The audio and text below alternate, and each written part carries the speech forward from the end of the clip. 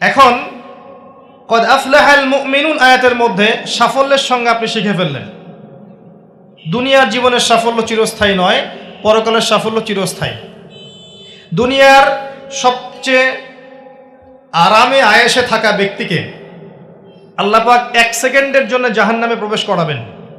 হাদিস এসেছে দুনিয়াতে আল্লাহ পাক যাকে সবচেয়ে বেশি নিয়ামত দিয়েছেন, one kind of Bill Gates, কথা বুঝতে পারছেন? ইমানদার ছিল না, কাফের ছিল, প্রচুর ধন সম্পদ আল্লাহ পাক দিয়েছেন।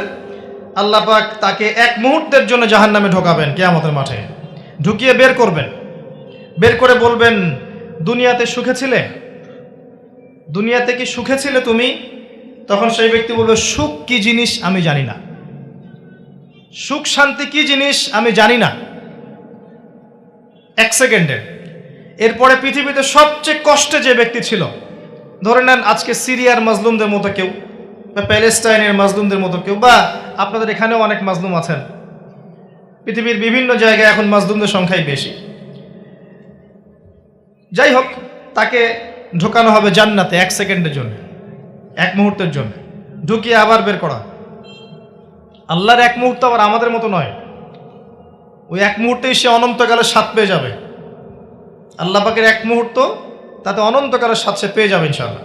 এবার বের করবে, দুনিয়াতে কষ্টে ছিলে, দুনিয়াতে কখনো কষ্টে ছিলে?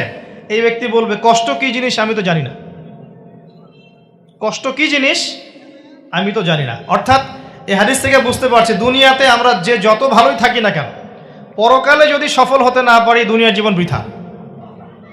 ওই যে বাবু তোমার তো 16 আনাই বৃথা, একটা কবিতা আছে না, পড়েছিলেন? এখন তো এগুলা বই থেকে উঠিয়ে দেওয়া হচ্ছে মোটামুটি।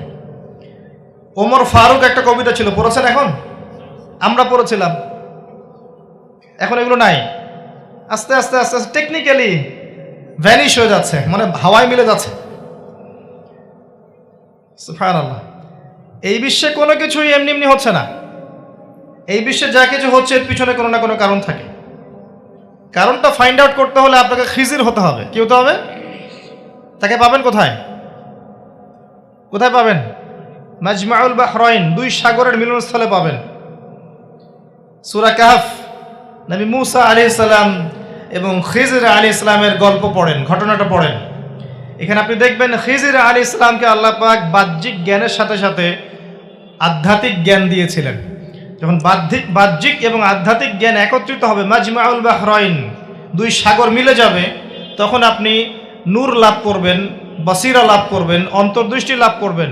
তখন আপনি চারপাশের বিষয়গুলো গভীরভাবে বুঝতে পারবেন ইনশাআল্লাহ। শুধু বাহ্যিক চোখ দিয়ে দেখলে প্রশ্ন করবেন, নৌকা কেন ফুটা করলেন, বাচ্চাকে কেন হত্যা করলেন, আর এই দেয়াল কেন নির্মাণ করলেন? কারণ মুসা আলাইহিস সালাম বাইরের চোখ দিয়ে দেখছিলেন, আর খিজির আলাইহিস সালাম ভিতরের চোখ দিয়ে দেখছিলেন। ভিতরের চোখ তখনই খুলবে যখন এখানে আল্লাহর নূর আসবে, আর নূর পাবেন সূরা নূরের মধ্যে। বলে দিলাম, নূর কোথায় পাবেন? সূরা নূরের মধ্যে। আরও কিছু কাজ আছে নূর পাওয়ার, তার মধ্যে অন্যতম একটা হচ্ছে মনের মধ্য থেকে যাবতীয় হিংসা, গীবত, বিদ্বেষ, তোহমত, এই যে সমালোচনার অপসংস্কৃতি আর অহংকার, রিয়া দূর করে ফেলতে হবে। আর এগুলো চাইলেই দূর করা সম্ভব নয়, এগুলো চাইলেই দূর করা সম্ভব নয়। যাদের মনের মধ্যে এগুলো নাই তাদের সাথে ঘোরাফেরা করতে হয়। হ্যাঁ, যাদের মনের মধ্যে এগুলো নাই তাদের সাথে ঘোরাফেরা করলে, তাদের সাথে ওঠা বসা করলে, তাদের বইপত্র পড়লে, তাদের লেকচারগুলো শুনলে, তখন আপনার মধ্যে একটা তাসির হবে। শুধু দূর থেকে কথা শুনে বই পড়ে কিন্তু সব অর্জন হয় না। যদি তাই হতো তাহলে একটা কিতাব ধরিয়ে দিয়েই আল্লাহ পাক ক্ষান্ত হয়ে যেতেন।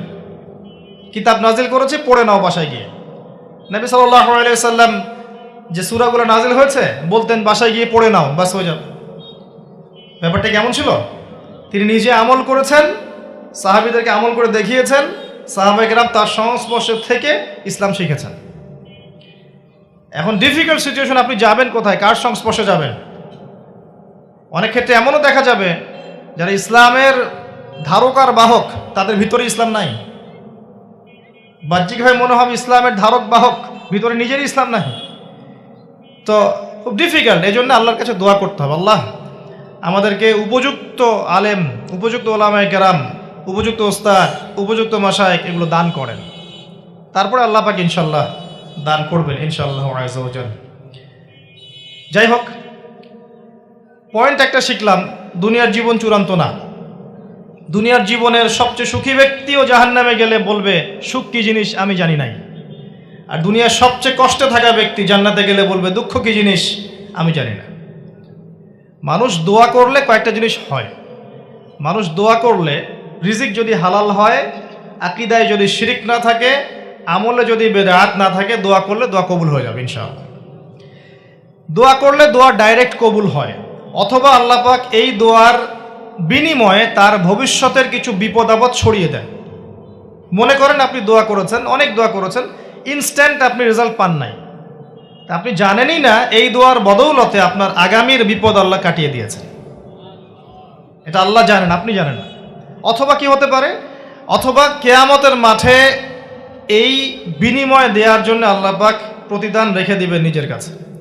এবং আমরা অনেকেই কিয়ামতের মাঠে উঠব, উঠে আল্লাহ পাক আমাদেরকে দেখাবেন, আমল নামা দেখাবেন এবং বলবেন অমুক দিন তুমি এই দোয়া করেছিলে, আমি এই দোয়াটা ওই সময় দেইনি, তোমার জন্য জমা রেখেছি, আজকে সেই দোয়ার বিনিময় তোমাকে দান করব।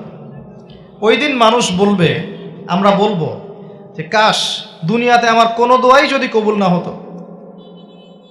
কথা বুঝতে পারছেন? দুনিয়াতে যদি আমার কোনো দোয়াই কবুল না হতো, আজকে সব প্রতিদান পেতাম।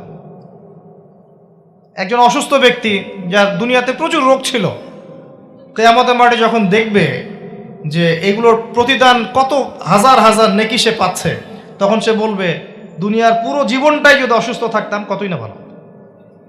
আমি বুঝাতে যাচ্ছি, এরকম অনেক হাদিস আছে, বলতে গেলে রাত শেষ হয়ে যাবে, যে দুনিয়ার জীবনটার মূল্য আল্লাহর কাছে খুব বেশি নয়, একটা মাছির পাখার সমানও নয়। যদি হতো তাহলে কোনো কাফের মুশরিককে আল্লাহ পাক এক ঢোক পানি খেতে দিতেন না।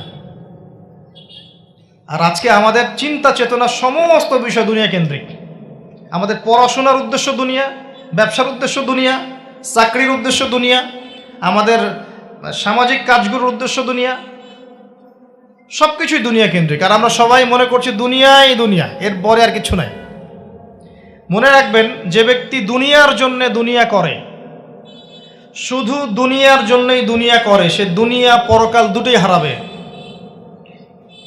আর যে ব্যক্তি পরকালের জন্য দুনিয়া করবে, সে ইহকাল পরকাল দুটোই পাবে ইনশাআল্লাহ। কথা বুঝতে পারছেন? যে ব্যক্তি দুনিয়ার জন্যই দুনিয়া করবে, সে দুনিয়া আখিরাত দুটোই হারাবে। দুনিয়ার জন্য যদি আমি দিনের কাজও করি তাও হারাবো। কথা বুঝতে পারেন নাই? দুনিয়ার